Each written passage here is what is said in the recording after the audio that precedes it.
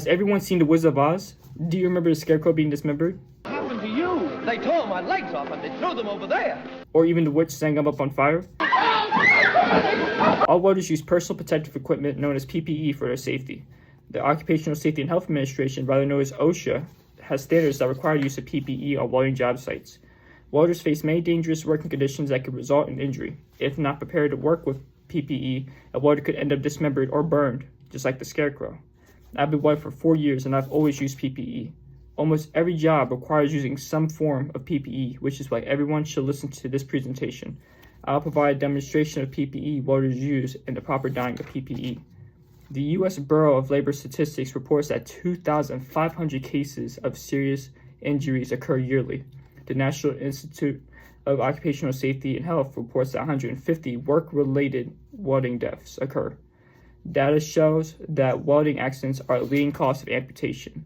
Failure to follow these safety procedures put workers at the greatest risk. To properly safeguard yourself from injury and prepare to weld, ensure you have all the proper PPE. You need cotton long sleeve shirt, cotton long pants, and cotton socks, mid-calf, the minimum. You need composite toe, steel toe, or alloy toe boot, anti-fatigue, slip-resistant, waterproof, electrical shock, anti-shock. That are 6 to 8 inches, preferably 8 inches. Welding jacket, long sleeve, 100% cotton with snaps that go up to the neck, or cowhide leather for overhead welding. Then you have a cap or hood for the head. And you have eye protection, goggles, and hearing protection, or plugs or headphones. Or you got gloves, shield metal arc welding for stick, melt inert gas for MIG, and tungsten inert gas for TIG. Then you have the welding helmet. Let's prepare to put on the PPE. Dress in a 100% cotton long sleeve shirt with cotton cuffless pants and at least mid-calf socks.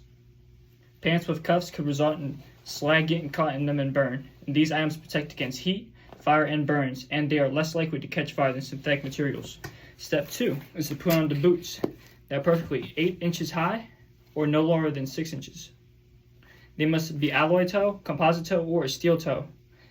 And they're supposed to protect against heavy items falling and damaging their feet. And the boots protect against electric shock, heat, burns, and fire. And boots should be anti-fatigue.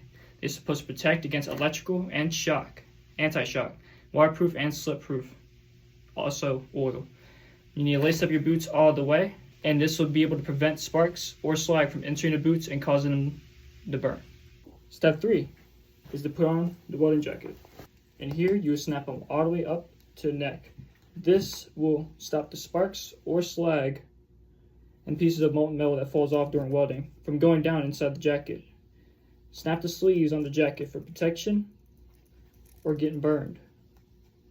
Next up, for overhead welding, you could wear cowhide leather that goes over the welding jacket.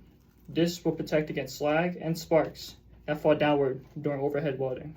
Now you put on your safety glasses next, and you adjust them for a comfortable fit.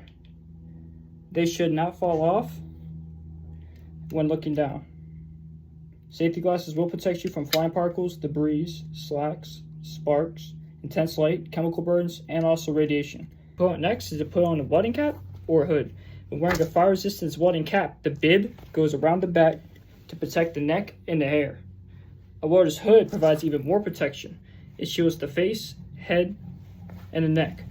It provides even more protection, and it protects from burns and radiation, as well as the bib. They protect the welding helmet from sweat and oils that damage the helmets over time. Next up, you have the helmet, which I consider the most valuable equipment. It protects your face, especially your eyes, and it protects against radiation and flying particles and debris, hot slag as well, and sparks and intense light. Chemical burns, heat, and fire. The welding helmet can be used for welding, grinding, flex core, and cutting, all the elements of welding. Next up, depending on the type of welding you'll be doing, you use different types of gloves. This would be used for stick welding or shield metal arc welding, or you will use MIG gloves, which is for metal inert gas, which is for MIG welding, or you can use tungsten inert gas gloves, which is for TIG welding. This demonstration provided 7 steps and a detailed guide for using PPE to provide safety for welder. The PPE protects against the body from dangerous working conditions, including radiation, fire, chemicals, electric shock, and heat. Wearing PPE is an OSHA standard. The U.S. Department of Labor reported 2,500 water-related injuries and 150 fatalities. Use your PPE to avoid becoming a statistic, becoming dismembered, or even fire like the scarecrow. Using PPE will aid you in remaining healthy and alive to enjoy welding for another day.